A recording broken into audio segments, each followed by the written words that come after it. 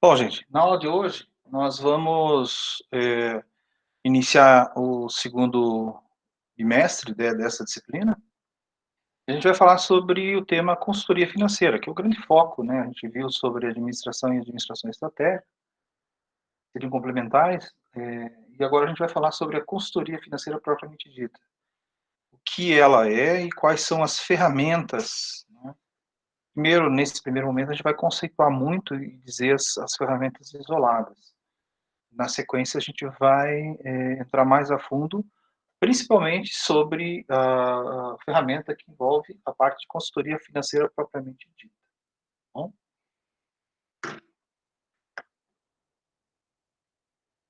Então, os objetivos da aula de hoje, a gente vai falar sobre esses conceitos de consultoria, quais são os passos de uma consultoria. Então, basicamente, a gente fala em 5 passos e a gente vai ver cada um deles.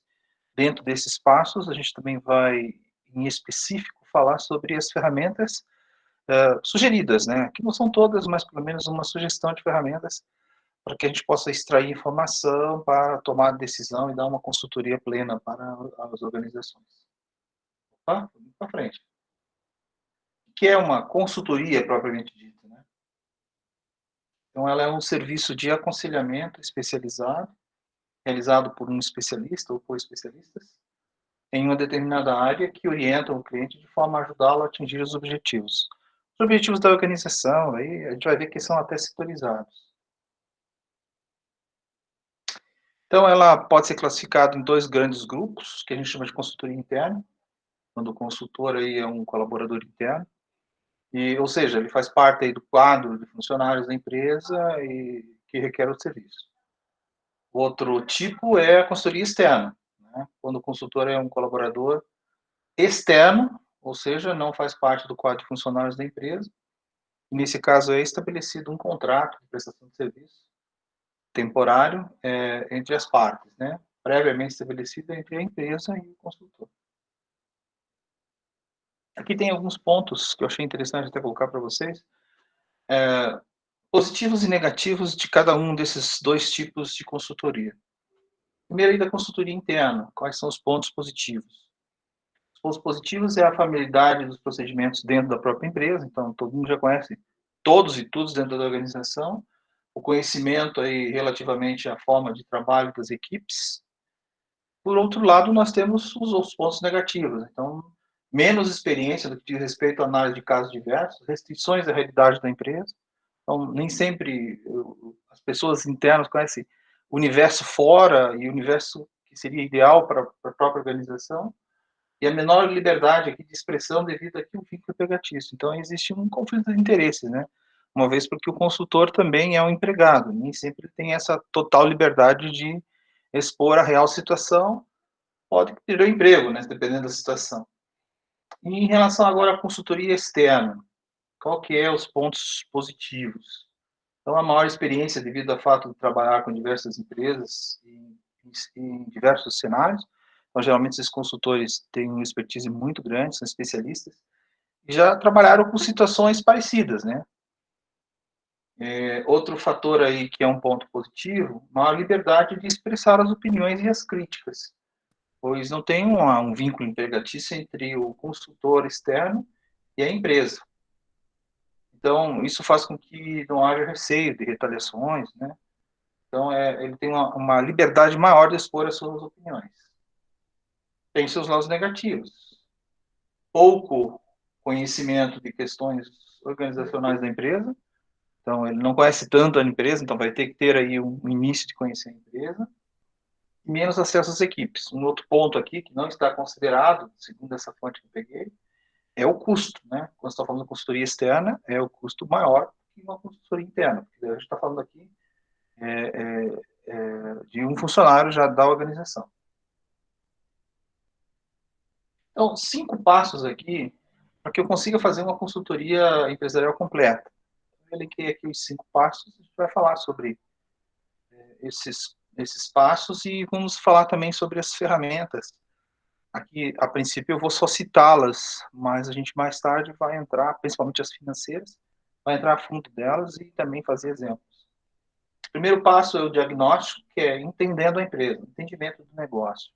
A gente viu em administração estratégica que tem vários pontos que são importantes se enxergar na organização, principalmente quando se fala aí em análise SWOT, entre outros itens, que a gente consegue enxergar a empresa de uma forma bem ampla. Então, esse primeiro diagnóstico, para quem está conhecendo a empresa, é muito importante. Segundo, escolha do foco, quais as áreas que vai atuar, né? O que fazer em cada área, são os planos de melhoria.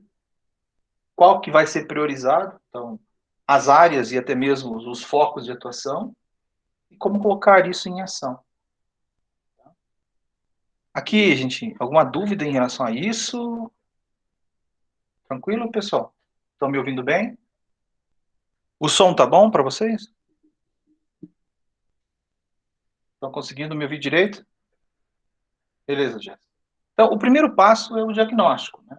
Eu tenho que entender como que é o negócio de uma forma ampla, o empreendimento de uma forma ampla. Então, para começar uma consultoria completa, é necessário entender aqui o negócio do cliente como um todo. Essa é a primeira etapa de qualquer consultoria. Não adianta você pensar que pode propor mudanças sem entender completamente com o que você está mexendo, o que está lidando. E aqui são algumas ferramentas. Aqui eu coloquei duas. Tá? Vocês vão ver, dependendo dos estágios dessa consultoria, a gente tem várias outras ferramentas. Mas aqui eu coloquei duas bem conhecidas, que ajudam a ver em qual área está com problema, ou qual área que tem que ser atacada. Uma delas é a análise SWOT. Você vai analisar aí os pontos fracos, os pontos fortes, as oportunidades e ameaças da empresa. Provavelmente você já deve ter ouvido falar, ou já deve ter feito alguns exercícios em relação a isso. Outro que é bem parecido, mas é o que eles chamam de análise radar, ou a análise aranha, muito conhecido pela aplicabilidade que você faz em Excel. Quanto mais próximo do centro, mostra fragilidades da organização em determinadas áreas. A gente vai mostrar para vocês como é que funciona essa ferramenta. Interessantíssimo, inclusive.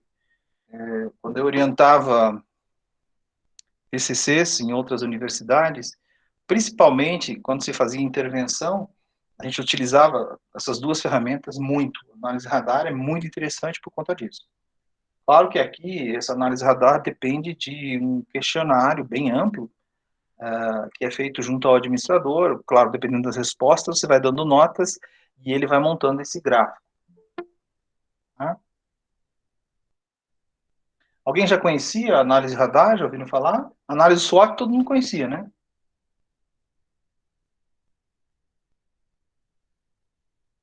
Oi, câmbio. Não conheciam? A SWOT sim, né? Radar. A SWOT é a mais conhecida mesmo. Segundo passo, em relação à escolha do foco. Feito esse primeiro diagnóstico, eu já tenho uma ideia da onde, qual as áreas que precisam ser ajustadas. Muitas vezes eu pego e priorizo, a gente vai ver outra etapa, né? Mas, normalmente, nas organizações, são essas quatro áreas aqui que podem apresentar problema, né? Então, na área de finanças, recursos humanos, vendas, estratégia. Claro, pode existir aqui marketing, pode existir aqui logística. Aqui são as que mais pegam, se faz uma consultoria. Então, finanças, recursos humanos, vendas e estratégia. O que fazer em cada área? Então, dentro desse plano de consultoria, tem que se elaborar aqui um plano de melhorias. Cada área possui ferramentas essenciais que podem ajudar aí a consolidar essa consultoria empresarial. Mostrar para o cliente aí tanto a realidade que ele está passando aí de maneira muito objetiva. Por isso que é importante aí a sinceridade e também uma certa independência, no caso aí que já existe no caso de uma consultoria externa, para que possa identificar claramente qual que é o problema e também dar soluções, né, que podem ser adotadas para cada um desses problemas. E pode também ajudar no acompanhamento, claro, dessas melhorias e nos resultados também. Então aqui agora vamos ver por área quais seriam essas ferramentas mais utilizadas. Não é por acaso, né, que finanças e vendas, que é o nosso grande foco aí dessa nossa disciplina, são as que mais têm ferramentas e a gente está explorando aqui. Então, normalmente aqui 8 entre 10 gestores ou empresários que buscam consultoria empresarial possuem problemas nessas áreas. Então, é muito comum isso aqui. Um deles, que a gente sabe muito bem, é o tal do controle do caixa.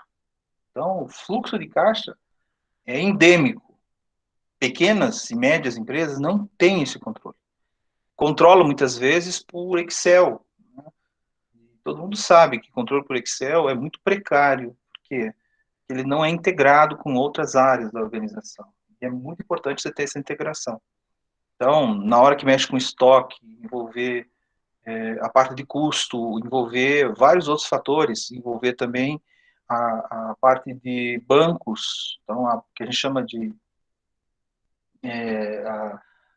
confrontar as saídas e entradas, a parte de que envolve a parte de fluxo de caixa direta, fluxo de caixa indireto, tudo isso o empresário tem dificuldade em enxergar isso aí. Enxergar a contabilidade financeira e enxergar a contabilidade gerencial. Você sabe a diferença de uma para outra ou não? O pessoal de contabilidade devem saber, né? Qual que é a diferença entre contabilidade financeira e contabilidade gerencial? Um de cada vez, por favor.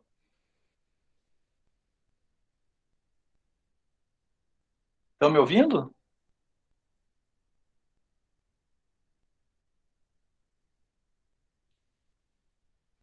Andréia, qual que é a diferença entre contabilidade financeira e contabilidade gerencial?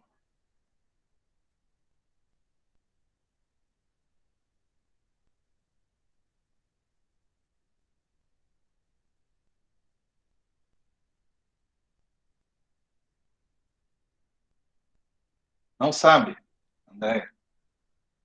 Bom, a contabilidade gerencial, ela é muito voltada para atender as necessidades da empresa internamente, né? Então, é algo que são ferramentas que não necessariamente refletem a contabilidade, tá? A contabilidade gerencial se comunica com a contabilidade financeira, mas ela reflete, no caso, por exemplo, uma ferramenta de contabilidade gerencial é o fluxo de caixa, o controle do fluxo de caixa. Mas ela não reflete 100% o que acontece na contabilidade, reflete apenas o que acontece no caixa. Então, as ferramentas da contabilidade gerencial são para ajudar os gestores, os empresários, dono da organização, a tocarem o seu negócio. Já quando você está falando de contabilidade financeira, é toda aquela informação que é gerada para o público externo. Então, eu quero pegar dinheiro com o banco. Eu tenho que gerar demonstrações financeiras que refletem a minha realidade, ou da minha empresa, para que eu possa obter esse recurso. Claro que não é o único fator, o balanço. Nós estamos falando que os dados financeiros vão refletir aquilo que a minha empresa é. Então, para os bancos, para o fisco, para fornecedores, né, até mesmo para clientes, muitas vezes eu dou essa informação também para o cliente. Toda essa informação ela é considerada uma informação financeira. Então, a diferença é realmente o público-alvo. Financeira muito focada para os usuários externos e a gerencial para os usuários internos. Quais são essas ferramentas que geralmente a gente usa?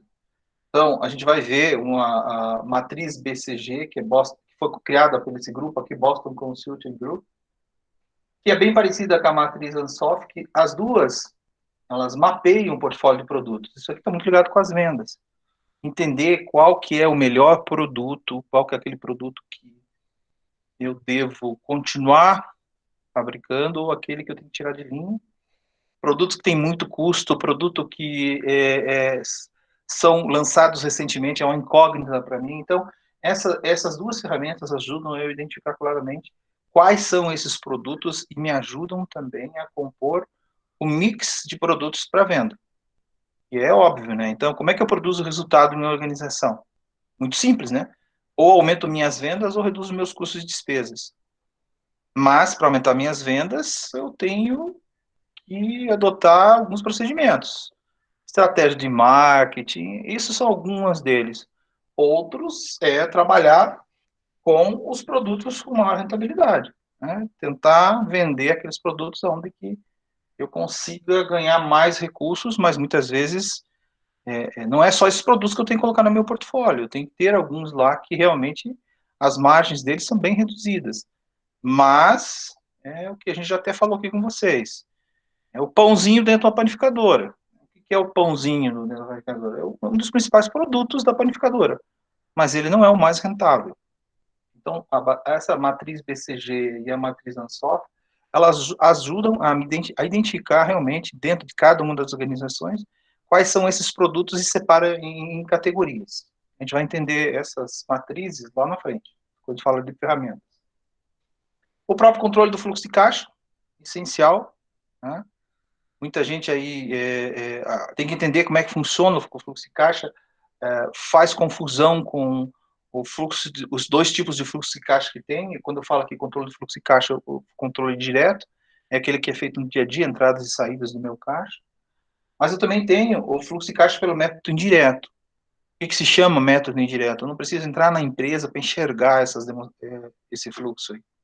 Eu vejo através da análise das demonstrações contábeis, que é uma outra ferramenta de analisar uma organização, de ver que situação que ela está. Então, eu tenho controle de vendas, controle de custos. E que é importante esses dois aqui? Esses dois são os grandes focos no resultado de uma organização. Se eu não tenho isso muito bem definido, quanto que eu vendo à vista, quanto que eu vendo a prazo, qual que é os prazos e tudo mais, eu me perco aí no controle de caixa. Mesma coisa em relação a custos. Eu tenho que ter esses controles muito bem alinhados. E muito bem alinhados e integrados também. A própria análise das demonstrações contábeis, o que a gente entende por análise de demonstrações contábeis? Então, as demonstrações contábeis, elas mostram faces da parte da empresa que muitas vezes eu não consigo identificar de forma isolada. Então, eu quero saber quais são os itens dentro da empresa que estão corroendo o meu resultado. Então, eu posso identificar esses itens, mas como? Fazendo uma boa análise financeira, eu consigo identificar. Né? Ou fazendo análise horizontal, vertical, análise de rentabilidade, análise de lucratividade. Então, tudo isso está dentro desse escopo aqui de análise de demonstrações contábeis. Claro que a gente vai fazer aqui essa geração desses indicadores, mas esses indicadores isoladamente, eles dizem pouco, porque é apenas um número. Então, eu tenho que comparar com o que a gente já viu lá no finalzinho ali, a análise de indicadores de desempenho. Eu tenho que analisá-los e compará-los com quem? Com o mercado. Então, se eu sou uma panificadora, tenho uma margem de 3%. Disse, nossa, mas que margem de lucratividade, né? Muito baixa. Mas e aí, como é que está a margem de lucratividade de uma panificadora aí? Se ela estiver nessa base também, então eu não estou ruim. É que o segmento, de uma certa forma, tem margens reduzidas. É o caso, por exemplo, tanto de panificadora como supermercados. As margens deles são reduzidas. Onde que se ganha dinheiro nessas atividades? No giro. Eu vendendo em quantidade, e é óbvio, né? Então, eu tenho produtos, que aí vai lá dentro dessas matrizes que a gente viu lá em cima, aonde que são, muitas vezes, o carro-chefe, mas não são o que dão rentabilidade, mas eles são fundamentais para atrair o cliente. Mesma coisa de uma farmácia, né? Será que farmácia, o principal produto é o remédio, né? E principalmente o genérico? O que vocês acham? Sim ou não?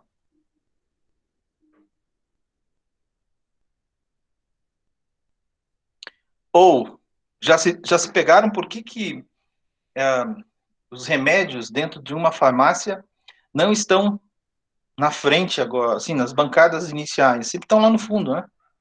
Não sei agora com a pandemia, mas por que os remédios sempre vão só lá no fundão da farmácia? Porque nesse meio você passa por um monte de gôndolas, onde que vai ter o quê? Vai ter coca, vai ter salgadinho, vai ter perfume, vai ter outros itens que têm uma rentabilidade maior e que, tanto na ida como na volta, você vai levando e vai para o caixa, vai comprar um remédio, sai com outros itens que, para a farmácia, tem valores agregados maiores. E automaticamente, né, eles têm umas margens interessantes. Mesma coisa, outros que têm uma margem bem reduzida, posto de gasolina. Então, entender o desempenho da organização não é simplesmente calcular indicadores. Eu tenho que entender também se faz sentido aqueles indicadores, né? Então, não dá para você comparar prazo médio de pagamento por exemplo, de um supermercado com uma loja de varejo. Os prazos são totalmente diferentes. Porque supermercado, prazo médio dele, praticamente recebe praticamente à vista. Questão máximo que tem é 30 dias. Estou falando de mercadinho pequeno. Claro, tem os outros mercados que vendem bens duráveis que podem ter prazos maiores. Mas esses mercados, praticamente à vista. E loja do varejo, né? Essas lojas de varejo geralmente vendem 12 meses, 24 meses. Então, o ciclo delas é bem maior. Claro, então vai ter aí outros componentes? Vai ter outros componentes. Então, quando se fala em analisar empresas, eu tenho que, na hora de olhar esses indicadores, compará-lo com o mercado. Isso a gente também vai ver essas ferramentas. O grande foco dessa disciplina vai se centrar nessas ferramentas aqui. Recursos humanos é uma outra área que também se faz consultoria. Então, se for a área de recursos humanos, o grande foco aqui é necessário identificar aí alguns dados que são importantes. Então, aqui vai alguns deles, né? A parte de pesquisa de clima organizacional, como é que o pessoal está olhando a organização, a quantidade de admissões e demissões, avaliação, que eles chamam até de turnover, isso aí. Avaliação de desempenho, que tipo de avaliação de desempenho que a empresa adota, se adota, ideal aí é avaliação por competência, estrutura organizacional, como ela é composta, e o plano de cargos e salários, se existe ou não existe, e como que ele é feito. Então, aqui, nós estamos falando de itens que envolvem a parte de recursos humanos, que devem ser avaliados no caso da consultoria. Na parte de estratégia, a gente viu em administração estratégica, tem que olhar a empresa aqui, novamente, não tem como olhar de forma diferente, tem que olhar ela como um todo, e olhar ela se ela é uma estrutura muito bem organizada e qual que é a principal função dela, olhar com cuidado a planilha de planejamento estratégico. Claro que aqui você está olhando para um dado altamente sigiloso, não que os outros não sejam, mas aqui mostra muito objetivos de curto e longo prazo de uma organização. Os de longo prazo, né, geralmente são informações, como o próprio nome diz, estratégicas. Então a gente tem que avaliar, ver se isso está coerente com as outras áreas também. Muitas vezes, algumas áreas estão remando para um lado e o planejamento estratégico está indicando outra direção.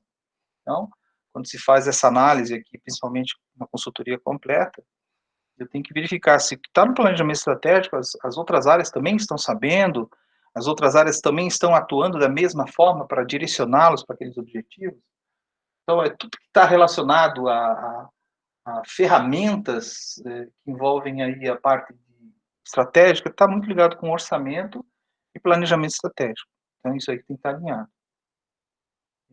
Essa ferramenta que é utilizada aqui é o Canvas, que foi criado aí pela Business Model Canvas. O modelo é um quadro que mostra também modelos de negócios. É que verificar se esses modelos de negócio está coerente. Então, aqui a gente também vai entender um pouco de como funciona o Canvas. O quarto e penúltimo passo é a priorização.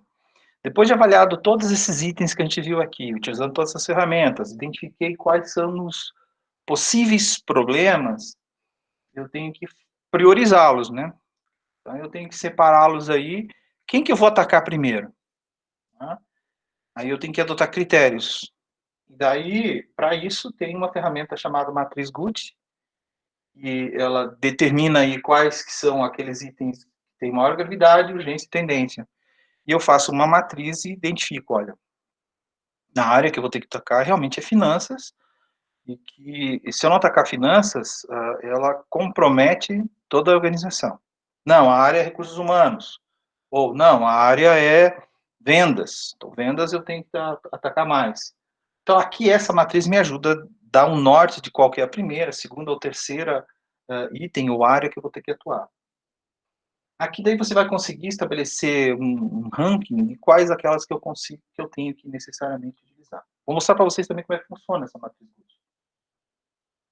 E o quinto e último plano de ação é colocar em ação, plano de passo, né, da consultoria, é colocar esses planos em ação. Aqui tem uma certa resistência, porque aqui envolve custo, envolve... Aqui é a conversa até que final dos consultores com a empresa. O que a organização quer realmente implantar? Então, vamos colocar em prática o que o consultor evidenciou.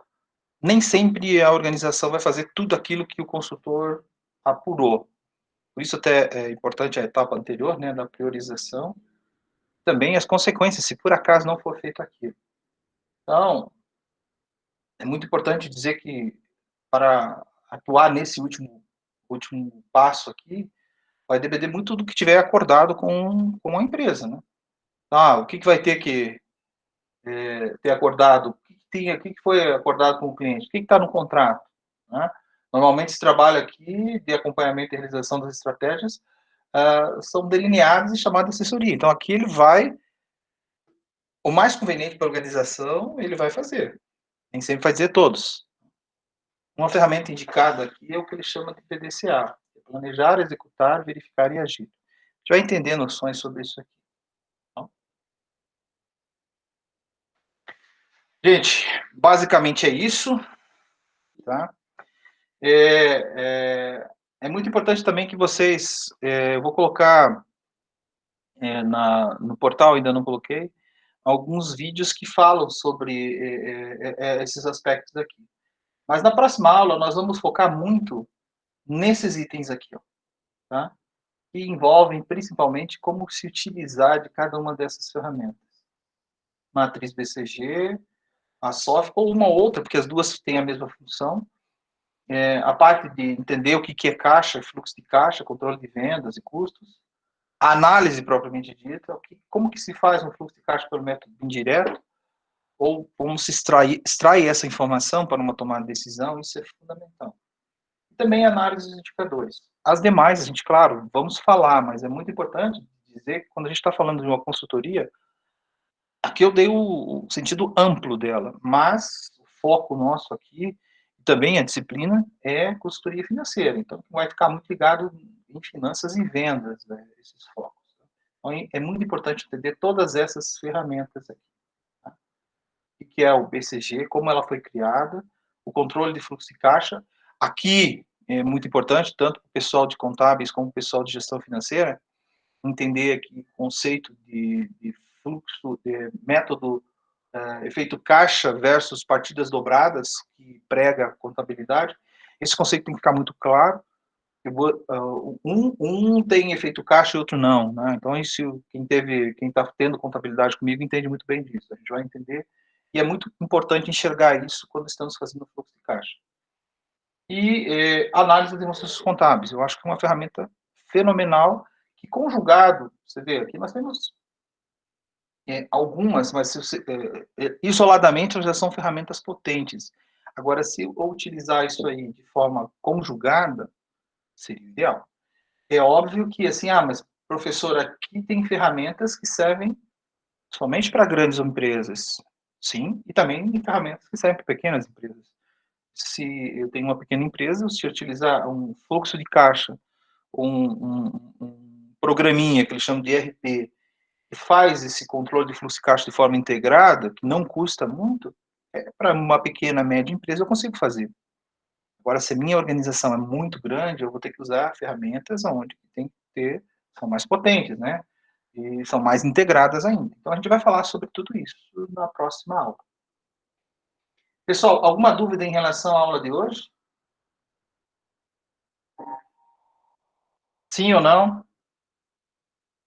Sobre a prova, ficou alguma dúvida também? Já comentei aqui no início da nossa aula, pelo menos o pessoal que já estava aqui. Em relação às notas, eu já formatei no portal todas as fórmulas, né, que vai ter aí, no caso de vocês, a fórmula que envolve o exercício que nós fizemos, né, mais a prova. Então, só que vocês estão acho que em 5 ou 6 turmas que envolvem de gestão financeira e contábeis. Então, eu vou ter que fazer um a um e colocar isso dentro do portal. Acredito que, como eu falei lá no início da nossa aula, nós teremos, eu acredito que até amanhã, mais tardar depois da manhã, todas essas notas já estratificadas dentro do portal. O pessoal que faz contabilidade intermediária, ele já está tudo pronto dentro do portal, tá? Eu já coloquei, que vocês são turmas, é uma turma pequena, né, que está aqui comigo, então foi muito mais fácil colocar isso dentro do portal. Mas os demais, as demais disciplinas, né, porque tem gente que está fazendo mercado de capitais e também consultoria financeira e contabilidade. Então, as outras disciplinas são várias turmas. Eu tenho que vai dar um pouquinho mais de trabalho para mim, tá? Como a gente acabou as provas semana que vem, então agora que eu estou reorganizando tudo, para que a gente possa colocar isso e vocês tenham o mais breve possível todas essas notas. O prazo, claro que eu tenho até o dia 8, mas sem sombra de dúvida, até o final dessa semana eu faço para todas as disciplinas que eu ministro já vão estar no portal. Algum problema? Não entenderam do que eu falei aqui? Muita coisa é novidade, alguma coisa que vocês já viram. Eu sei que análise SWOT vocês já viram, mas a aplicabilidade disso é interessante, tá? A gente vai ver, principalmente em controles financeiros, que é o grande foco, e a gente vai trabalhar muito com isso. E aqui é apenas uma introdução do que seria uma consultoria plena, né? Claro que vocês aí, como contadores e futuros gestores financeiros, vocês têm que entrar em algumas áreas nobres. Essa parte de consultoria aqui é uma área nobre para vocês atuarem, tá? É uma área muito interessante. Mas para isso, novamente, vocês vão ter que ter conhecimento bem abrangente, né? Utilização dessas ferramentas, principais ferramentas, para que vocês possam ajudar as empresas a se desenvolver.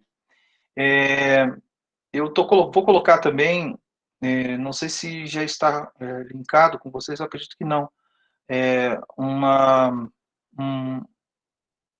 um arquivo onde, do Dropbox, que vai trazer vários livros sobre empreendedorismo não é, desculpa, consultoria, mas que está linkada à disciplina de vocês, a parte de consultoria e orçamento também vai estar lá. Então, vai estar no portal, tá?